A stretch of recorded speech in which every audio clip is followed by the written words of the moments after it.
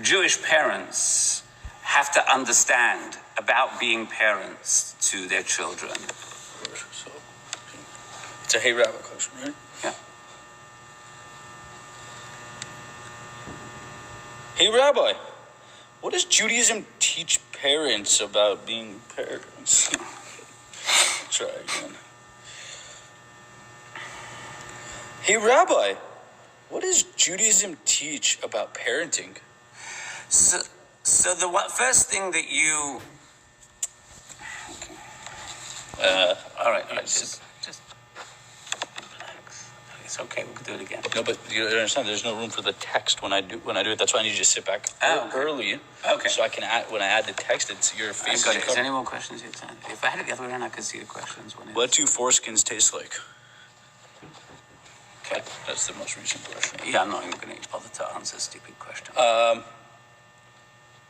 Hey Rabbi, what does Judaism teach us about parenting? One of the things that Judaism teaches us is that a parent is not supposed to be the friend of their child. They're supposed to parent their child, which means guide them, teach them. V'shinantam levanecha v'dibarta bam. The Torah teaches us, you shall teach them diligently when you walk in the way. In other words, when you're up and about during the day, when they go to bed at night, and when they rise up in the morning. But remember, don't try and be a friend to your child. What is your opinion on Maimonides? Wow, that's a very broad question. What is my opinion on Maimonides? Maimonides was certainly a great commentator within Jewish thought. I mean, he wrote some incredible works. He also operated within the non-Jewish world. As you might know, he rose to the highest levels of the courts of the caliphs at the time, and he was a physician, to the caliph of that time. He wrote works like the Guide to the Perplexed, the Mishnah Torah. He was certainly a brilliant commentator. And I would suggest if you haven't read any of his works, you do so. You'll find it highly enlightening. You have another question from Mudir. How many genders are there in the Talmud?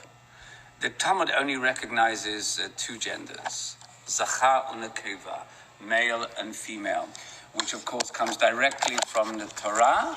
When the Torah says Zachar and Nekeva bara otam, male and female, he created them. That's a good Hey Rabbi question.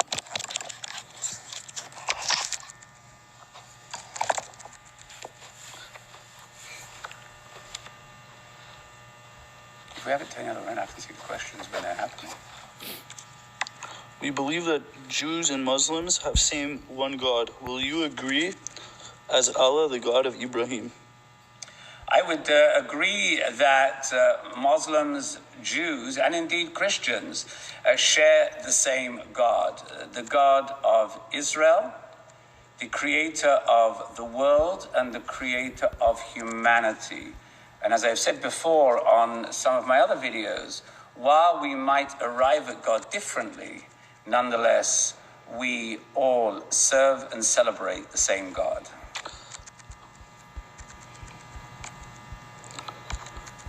Are you allowed to marry a non-Jewish person as a Jew? So the question is not whether I'm allowed to, because as I've said before many times, anybody can marry whoever they want. The question is, will the community accept what we call intermarriage?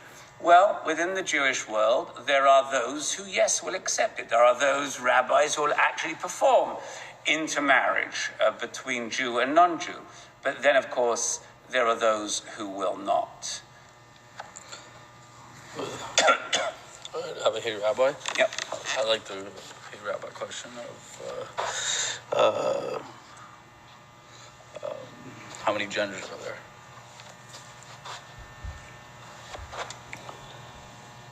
Hey Rabbi, how many genders does Judaism recognize? Well, the Torah tells us, Zachar u'nekeva bara otam, which means male and female, he created them. So right there it ends. That's what the Torah tells us, male and female. Talmud also recognizes two genders, male and female. It's not for me to change, it's not for me to add. That's what the Torah says.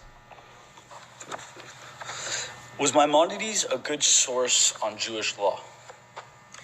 So the answer to the question if Maimonides was a good source of Jewish law, the answer is yes. However, he focused primarily on what we call Sephardic Jewish law. He was Sephardic. And he really focused on that. I mean, he was very Aristotelian, which in those days made him, in the eyes of some Jewish communities, made him a heretic. And in fact, he was rejected for some 500 years until about the 16th century. But I would say that since that time, he has become, of course, one of the great exponents of Jewish law. And there's barely a day in the Jewish world where he is not studied in houses of learning throughout the Jewish world. Let's change locations. Let's go into, and I'm going to ask you a question on the walk. Hey, Rabbi, what is an Ashkenazi Jew versus a Sephardic Jew? What's the difference between Ashkenazi Jews and Sephardic Jews?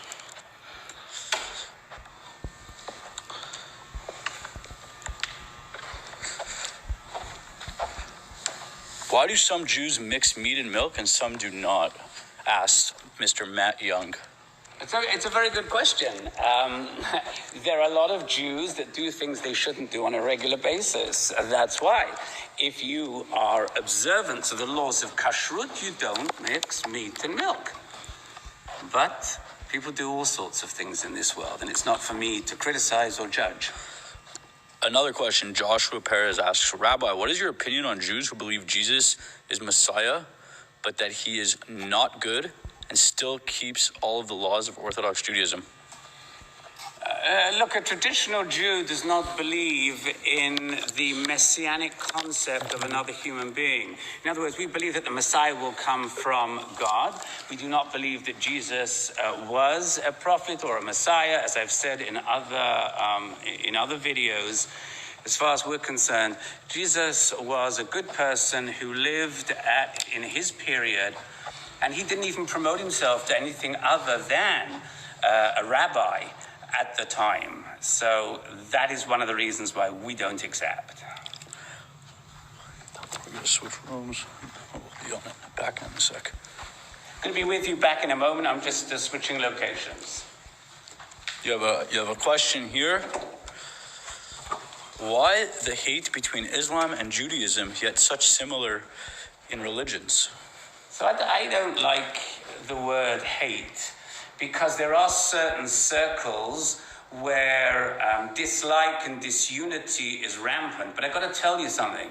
I have many Muslim friends, and I have many Jewish friends who have Muslim friends or who are married to Muslims, and there is no problem. I think a problem only exists when we allow politics to get in the way of our unity.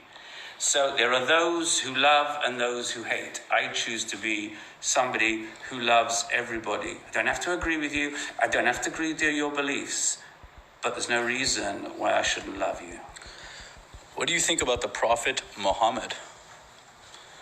So as I said a few moments ago to somebody that asked the question, in Jewish thought, we see Muhammad as a person that existed at his time and tried to bring together the unity of the Jewish community and Islam that was being formed at that time. And the reason that we don't see Muhammad as a prophet is nothing against Muhammad. It's the fact that in Jewish ideology, in Jewish thought, Jewish belief, the period of the prophets ceased in approximately 520 BCE. Now, 520 BCE, as I'm sure you can work out, is 1,000 years before Muhammad was born. So this is not an anti-Muhammad thing. It's about the fact that Jewish thought process moved towards Ruach HaKodesh, which was the holy teachings and wisdoms brought out of those teachings after the death of Malachi and Haggai. Abdul says, love for all and hatred for none. I think that's a great motto. Amen. You know, Abdul, God bless you, because that is exactly the right motif. And in your name, I'm going to actually borrow that from you. We have a concept within Jewish thought that says, B'Shem Amro, when something wise is spoken, we say the name of the person who said it. So thank you for sharing that. Okay, all right, let's go back. We have Kikulik, who keeps writing, you aren't a real Jew. Romans took you, the real ones, off a long time ago. It just keeps writing that, right? Thank you very much for your kind words. I hope that one day you'll start to see the real truth. But until then, I wish you all the very best. All right, let's do a question. Hey, Rabbi, what is Judaism's view on Freemasonry? Okay.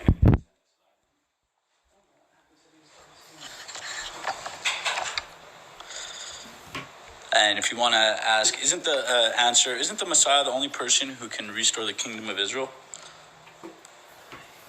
So it's another very good question. We are for those who believe in the idea of the Messiah and who that Messiah will be, we're living in what's called the prosdor, in the corridor, in other words, in the waiting room, and in preparation for the day that the Messiah comes, whoever the Messiah will be. We're not going to get into those nuances because none of us really know. So we, in waiting in the prosdor, as the mystics teach us, as the Zohar teaches, we are supposed to be the best people we can be in the meantime.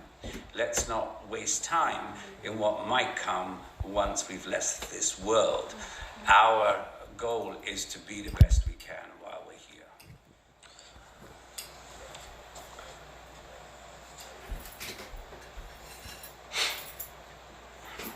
Hey, Rabbi, what's Judaism's view on Freemasonry? So Freemasonry is perfectly permissible within Judaism. However, there are certain strands of Judaism of Freemasonry. Hey, Rabbi. Sorry, I forgot to click the button on this. Hey, Rabbi, what's Judaism's view on Freemasonry? Freemasonry, the practice of Freemasonry is permissible within Judaism. However, there are a number of strands of Freemasonry that would preclude Jews from being a part of because it's use of Christian symbols. Can you give me an example of one of them?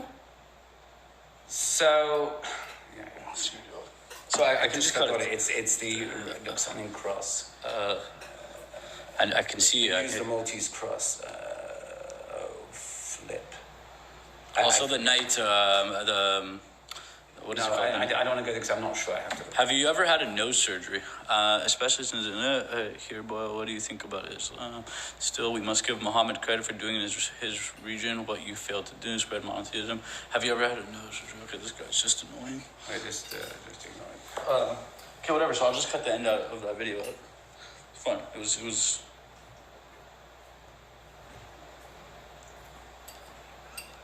What's Judaism's view on Freemasonry? Freemasonry, the practice. Stop. Ask if there's any other question. So if anybody has a legitimate question, I'll be happy to take it. Obviously, the ridiculous anti-Semitic tropes for joining me this evening here.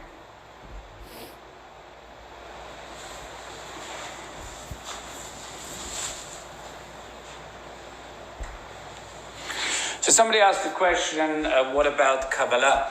So there's actually two forms of Jewish mysticism. One is the 13th century Zoharic text by Moses de Leon, and the other is the Lurianic Kabbalah, which is the 16th century.